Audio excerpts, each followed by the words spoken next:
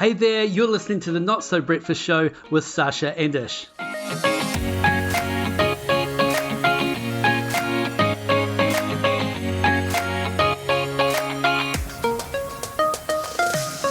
All right, welcome to the Not So Breakfast Show, episode 101, and we are back for season 4 in 2023, and this is the one about not being impacted by the noise.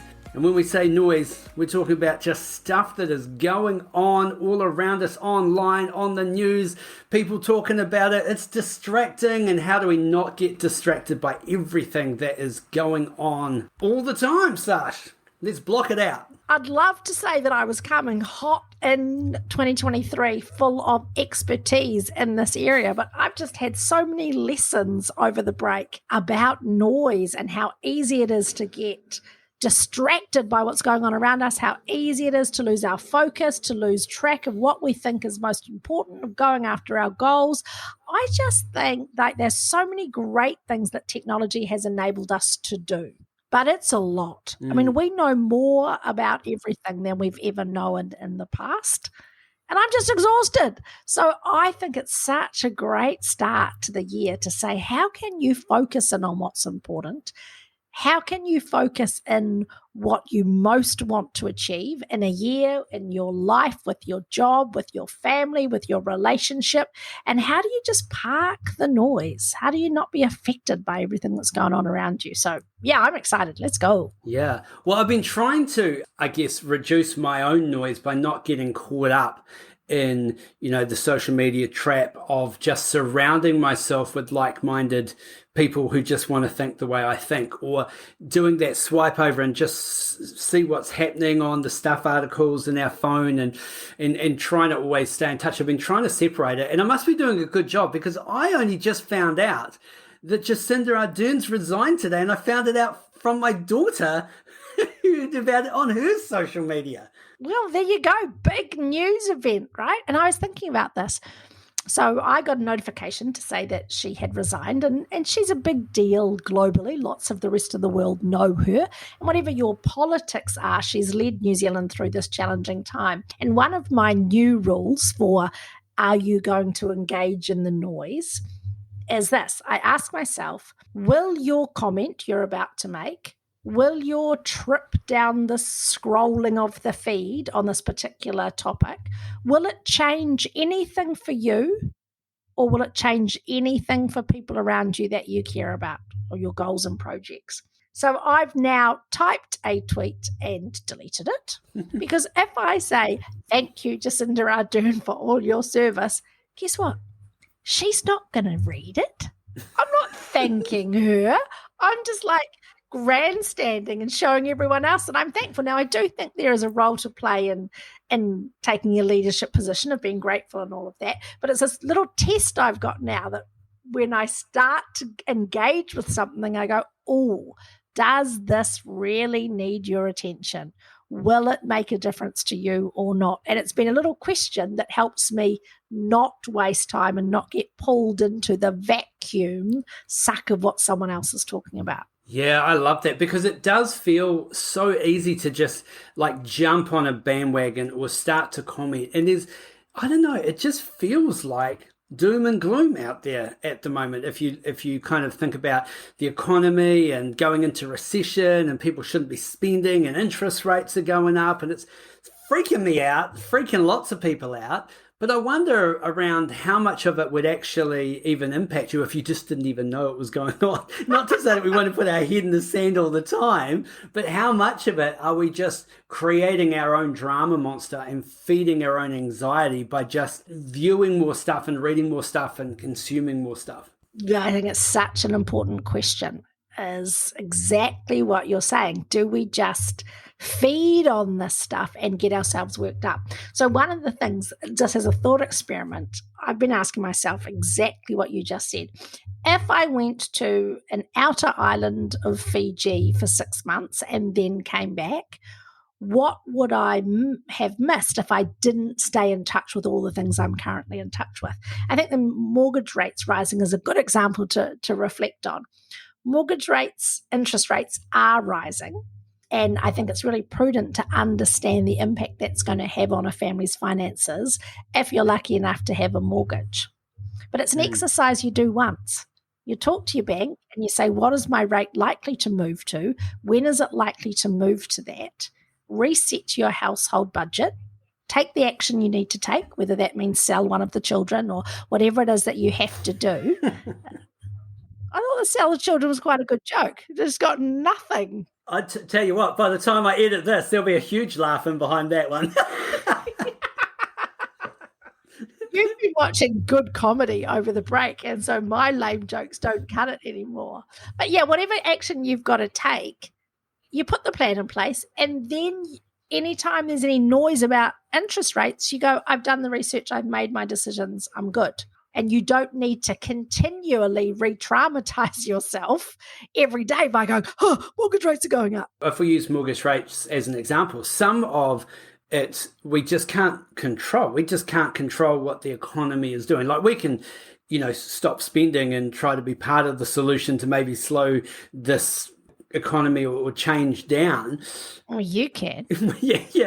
Well, maybe not me, but basically it's kind of like how much of that is just outside of our control. But then there is the controllable part, like you said, around, well, if it is going to affect my expenses, my outgoings, how can we reduce that down?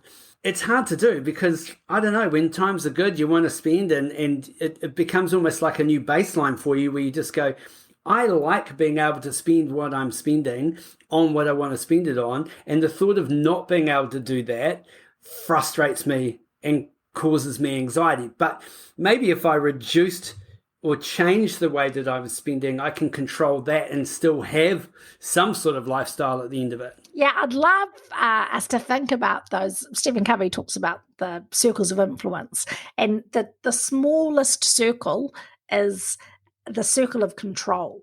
And in this are all the things that we can control. And we can control things like our attitude, our mood, how hard we work, what time we get up, how much sleep we get. There's a bunch of things that we control. Then outside of that, there's things that we can influence. And I think the reason people don't stop spending to kind of reduce inflationary pressure is because none of us really believe it's going to make a difference, right? It would take all of the world to stop consuming to make any meaningful difference. So when I'm confronted with am I going to replace my running shoes because they've worn out and I've run so much over the break? The answer is yes. Yes, I am going to replace them. I'm not going to stop spending because somehow my decision to not purchase shoes is going to put the brakes on the economy. So I think it's hard for us to collectively believe that we actually have any control or even influence over the economy. So you've got control right close, then you've got the things that you can influence, and there's a bunch of stuff that we can. Wider than that, there's a circle that's the circle of concern. And these are things that we can be concerned about or that concern us, but we can literally do nothing about. So I might have some concerns for the future of New Zealand because it's not going to be as stable now that the Prime Minister's resigned. I can't do anything about it. Nothing I say or do today makes jack of difference. It matters that I vote in the election, but between now and then, I might do a few political posts here and there, but for the most part, if I lose sleep about it, it's dumb. I should lose sleep about the things I can control. And I think that's such a valuable skill to develop. Am I spending time, mental energy on things that are within my power to control?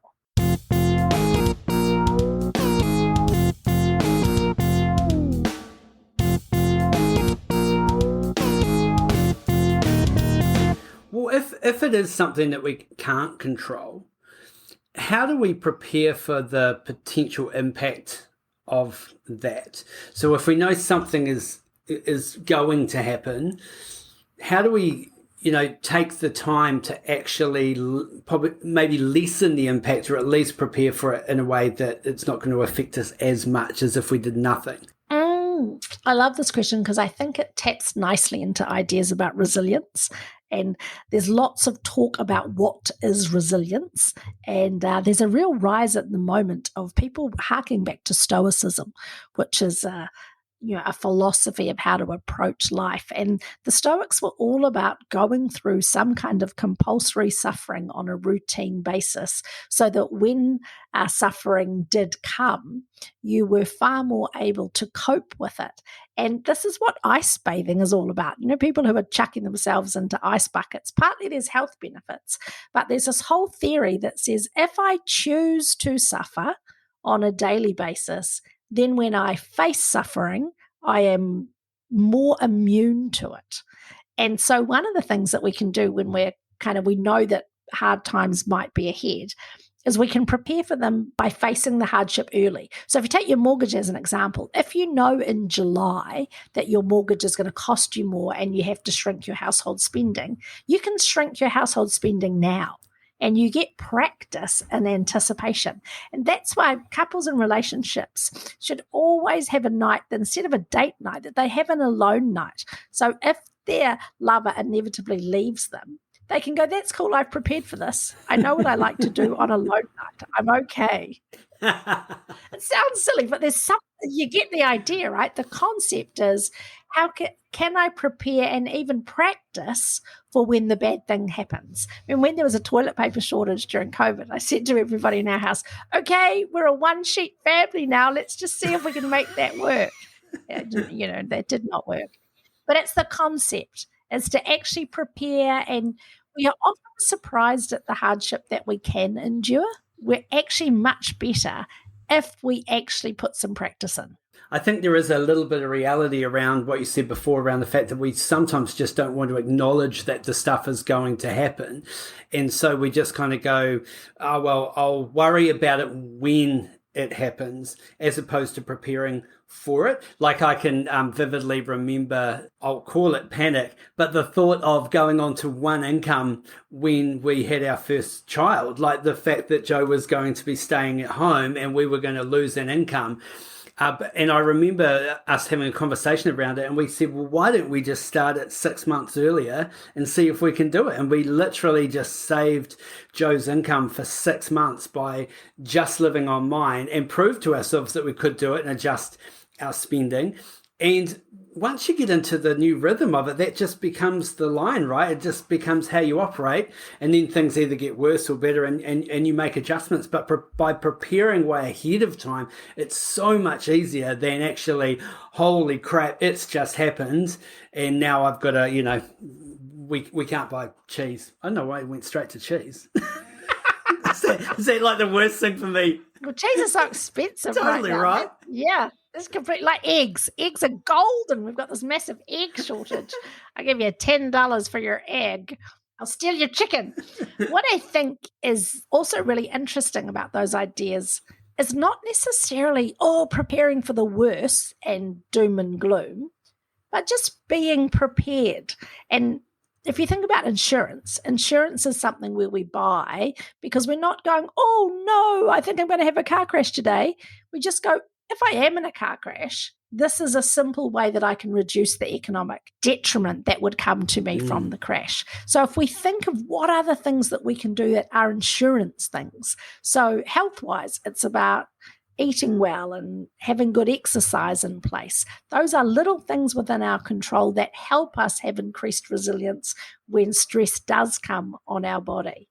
We can also take measures to anticipate what our future behaviour might be and then put systems in place. So on our fridge at the moment, there's a little sign that Tiger has written, and it says, I, Tiger Houston, will not re-download TikTok.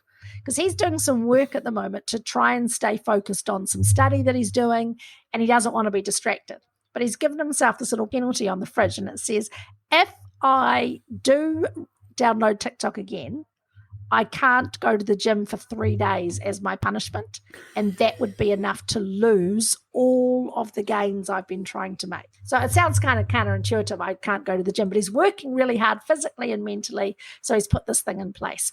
So if I can predict that I might not live up to my own expectations in the future, what are the pre-built-in penalties that I could put in place to myself?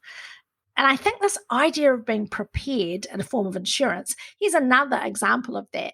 You should just keep your CV up to date. Even if you've been in the same job for 10 years, just every few months, if you have an achievement or you get a letter of recommendation or something good happens, just keep it fresh, because it's likely that at some point in the future you're going to need it. I also like the fact of, if things are feeling like doom and gloom and a lot of negativity, we can also control what our other inputs are, and making sure that we're watching other types of media that is positive, or reading things that are uplifting, or being positive to other people, and being part of the solution externally as we kind of put stuff out, but also that we're absorbing things that are not taking us down the spiral. There's this thing that actually, during times of recession and times of war and times where economy is tight, horror movies tend to be on the rise. And then when things are really good, they don't do so well. And it's interesting, but if you kind of look back through when times were tough, that's when a lot of those movies actually started to come out, because they were feeding on the zeitgeist, or the thing that was going on at the time, and they became really popular because it just was part of everything that you were feeling. Whereas when times were really, really positive and good, it definitely wasn't the case. But I think we can control our own inputs to the point where, if you know something affects you more, or negativity, or you're on the binge of Netflix and it's something that's making you feel bad, that's not helping, compounded with everything else that's going on around you at the time. Such a good point about controlling your inputs. We're in control of our outputs, what goes out of our brains and mouths. We get to stop before we say something we'll regret, but we're also massively in control of our inputs. And that's Tig saying no more TikTok. That's me saying, I can't watch another sad movie right now.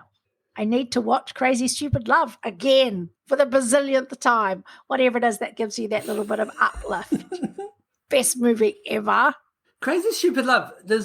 I'm just trying to think who was in that one. Ryan Gosling, Emma Stone, Steve Carell, Julianne Moore. Oh, yes. Do you remember that one? Like the husband and wife split up, and he goes to a bar. And, Yep. No, I think it's. I think Ryan it's coming Gosling back to me. teaches him how to get the ladies. How to get the ladies. All right.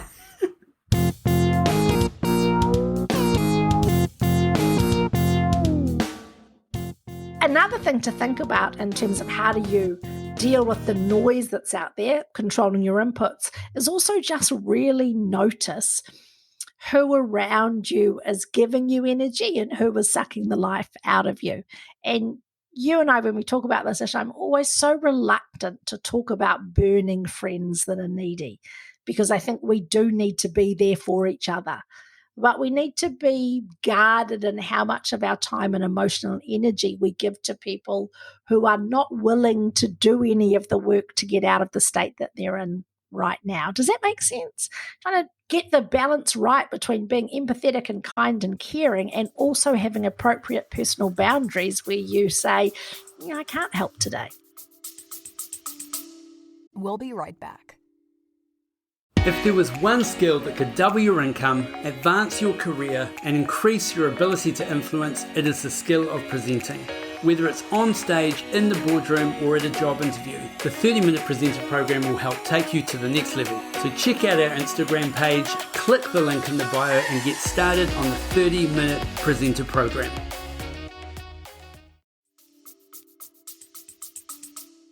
Yeah, or at least controlling either the amount of time or the time that you're helping that person. So if you do want to, like you said, we don't want to burn everybody and just go, it's all about me and I'm only going to surround myself with people that are positive and that's it. If we know that we are part of the solution for other people as well, but making sure that we're giving them our best in the appropriate amount of time that's not causing us to end up in the spiral with them. Yeah, just that consciousness of filling our bucket up, giving out of the bucket, refilling the bucket. What does that all look like? Here's something that's challenging but useful. Just always ask yourself, for the stuff you're listening to, is it true? And I know the idea of truth is subjective and all of that, but sometimes the stuff that is noisy out there and that brings us down, a bunch of that stuff never ends up happening. And yet we have given energy to it, or We are giving energy to ideas that just aren't evidence-based, or we give energy to conflicts that aren't ours to fight. But this idea of, is it true? Just notice when you're starting to get fired up about something. The crime rate, yes, crime is on the rise. And then when you look at the statistics, it's slightly elevated after years of dropping. So yes, it is on the rise from its record low, but we speak about it as if the world is ending. So, and I'm not an apologist for youth crime, right? It's bad and it's terrible. I'm awful for the victims, but I use that as an example of just when we get caught into these media traps of where they are wanting to get us fired up. Nothing is just simple and gentle anymore. It's either the most beautiful place on earth to have a holiday. Well, I kind of want a holiday in the 120th beautiful place on earth, because that's probably where my budget sits. But we're all looking for the best or the worst and that's an exhausting way to live. So is it true? Are those the 10 must-see movies? Well, in your opinion, maybe. But I don't need to stress out that I haven't seen those 10 must-see movies. Because I saw the Whitney Houston one, and that's enough for me. Oh, was it good? We're going to try and go see it this weekend. Well, I thought they did a remarkable job, and the woman who plays Whitney Houston is the most phenomenal lip syncer I have ever seen. She is out of this world good. Just go to see it for that alone. Is she actually lip syncing? She's lip syncing, and it is phenomenal. Wow. Okay. I will go see that one. I mean, I want to dance with somebody. The other one I want to see is the Dolly Parton. Have you seen this? The Dolly Parton. Oh, no, I haven't heard about that. Yeah, so I want to call it Dolly. I don't think it's called Dolly, but apparently she's like an impersonator. And this is what the movie is about, her impersonating Dolly Parton and then going into this kind of whole world of other impersonators who do other people and meeting them. So I've only just seen it as a preview and I thought that looks great. It actually looks hilarious. Yay, I'm ready. I'm ready for some Dolly. You know what? The really last piece of advice that I want to chuck in to people who are trying to reduce the noise, have more focus, get really clear, is just to recognize when you are the noise, when you are being the noise. So today when I found out about Jacinda Ardern resigning, and I went to post on Facebook, then I pulled out, then I went to post on Twitter and I stopped. I didn't stop myself from posting on LinkedIn. So you can go there to see what I think about it all. But I thought, I feel like it's like when Princess Diana died. Who do I need to tell? So I rang my parents and I thought, you're the noise. Nothing in mum and dad's life will change if they find out now or on the 6 o'clock news. But I'm just being noisy about it. So just recognize when you are contributing to the noise in another person's life. Do they have to be interrupted right now? Is there a better time to tell them? Do they even need to know? Useful questions, I think, to ask. And in a workplace, are you just filling up space with your gasoline? It's like when you've got the piece of information or the thought and you go, I need to talk to that person right now about it. No, you don't. You just disrupted their workflow. You just interrupted them because it was on your mind. You could have written it down. You could have dealt with it tomorrow. You could have talked about it at your next WIP meeting. But for some reason, it was your emergency right now. Yeah, anyway. Oh, I'm so guilty of that. Noisy, Sash. Noisy, hello. So I've been listening to a podcast recently called What You Will Learn. And it's my favorite new podcast. It's two guys called Adams and two guys called Adam, the two Adams, and they just do book reviews.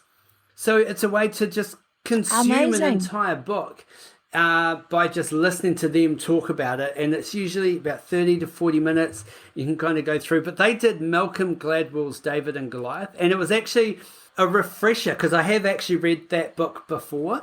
But it's kind of been one of those ones that I enjoyed at the time but dropped off my radar. And they just brought it back. But I love the way that he talked about that David and Goliath story and just put a completely different spin on it.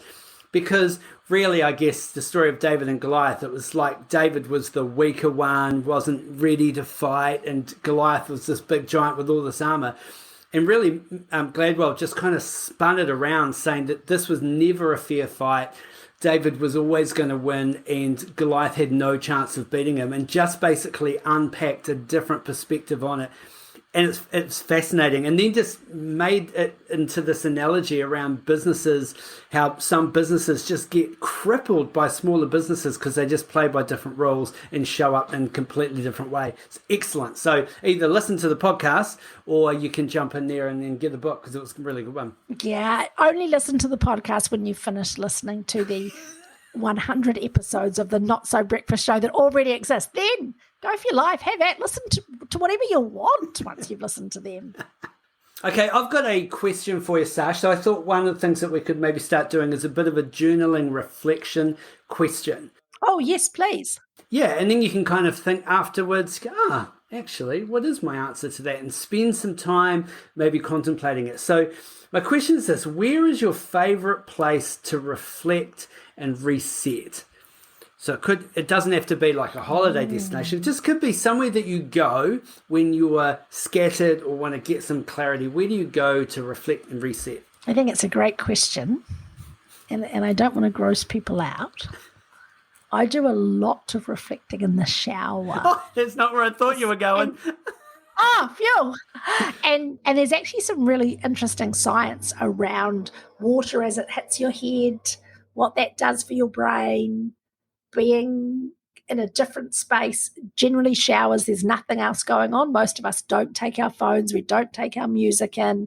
It's actually this forced period of reflection, really low stimulus. There's not much happening apart from the water. And I'll often, in the water, think about what's happened the day before, think about what's happened the week before, and also set up for the day ahead and for times ahead. And some of my best ideas I have in the shower. Brilliant. I like that. Mine is there's a specific beach that I go to, and I sit there in the car with the windows open just so I can, get some fresh air going in. But I just love the view out of the car and just thinking. And I almost go there every single day. Like it's literally beautiful. My either on the way to work or after work or just during the day if I just want to clear my head. And usually I'll either listen to a podcast or just sit there or write or think of topics for the Not So Breakfast Show podcast or whatever it is. But that's my place. And I was thinking, that's interesting, because everywhere I've lived, I've always had a beach that I would go to, and it's that rhythm of it that I really like. So when I was in Christchurch, there was a place. When I was in Nelson, there was a place. And just, at the moment, it's just, I love the repetitive nature of it and that view.